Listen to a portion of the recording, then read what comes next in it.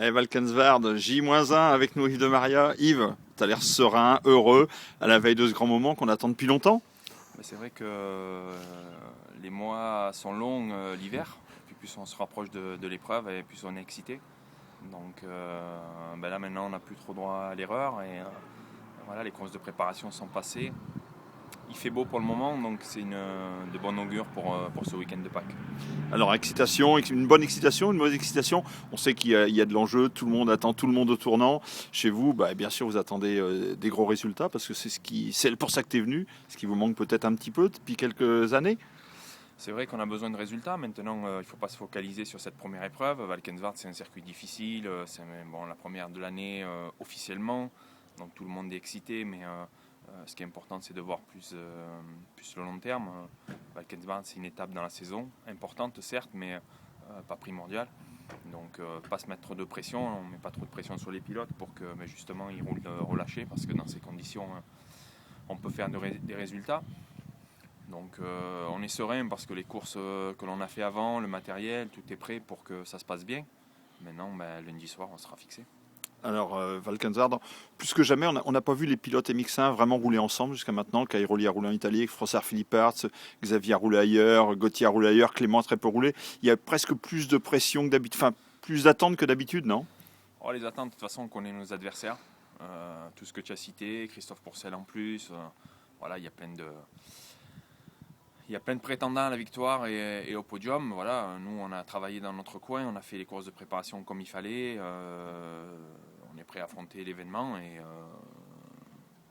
je te dis, on est serein. Nos pilotes sont en forme, ils ne sont pas blessés. Le matériel est bon. Il n'y a pas de souci particulier. Bon, Cairoli reste l'homme à battre, 3 titres mondiaux d'affilée. On l'a senti peut-être un petit peu moins à son aise en Italie, mais ceci dit, on sait qu'il peut cacher son jeu, qu'il a plein de ressources et que dans le sable aussi, il va fort. Il va très fort dans le sable, il a un objectif, c'est d'être champion du monde une nouvelle fois. Donc le championnat italien, c'est peut-être pas l'objectif de l'année. Donc pour lui, l'objectif, c'est d'être prêt déjà ce week-end.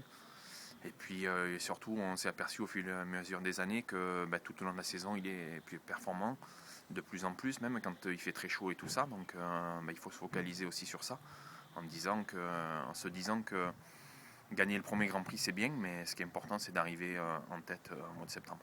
Alors le dernier buzz du moment, c'est le passage de Dijker chez KTM. Il peut créer la surprise. On sait que c'est un mec capable de tout. Et on l'avait vu gagner ici il y a quelques années avec la KT. Tu penses qu'il peut y arriver en changeant de moto comme ça une semaine avant le GP? Toi, tu l'as fait en Indonésie, on s'en rappelle. Mais tu crois que ça peut marcher? Oui, ça peut marcher. De Dijker en plus sur une 450, c'est pas une 3,5. Donc c'est une moto qui est taillée pour lui, très puissante. C'est un très bon pilote dans le sable. C'est l'ultime chance, je dirais, de sa carrière de se relancer.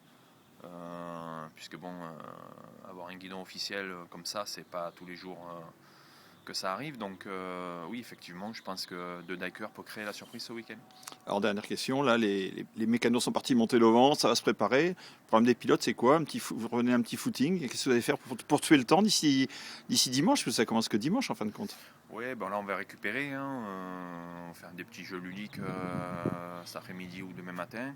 Et puis demain après-midi on sera sur le circuit. Et puis voilà, et dimanche les essais, ça va passer très vite. Et lundi c'est la course. Donc je dirais même si on est dans la dernière ligne droite, ça va passer vite. Merci, à bientôt avec Merci. nous sur motorrad.com.